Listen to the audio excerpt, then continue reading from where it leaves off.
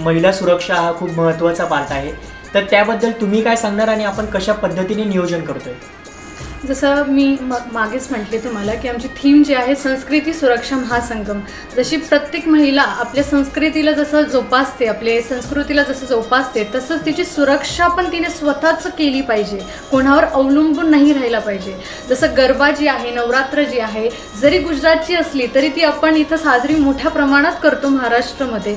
त्याचप्रमाणे सुरक्षा ही काळाची गरज आहे आणि ह्या दोघांचा संगम जो आहे तो एक स्त्रीमध्ये आत्मविश्वास निर्माण करतो आणि ह्याच हेतूने आम्ही दोघं संकल्पना एकत्र मिळून आम्ही हा ध्यास घेतलेला आहे की महिलाने तिला आत्मविश्वासाने ती संस्कृती पण जोपासली पाहिजे तिची आणि तेवढंच तिचं संरक्षण पण झालं पाहिजे. हाच आमचा ध्यास आहे याच्यामध्ये. नक्की.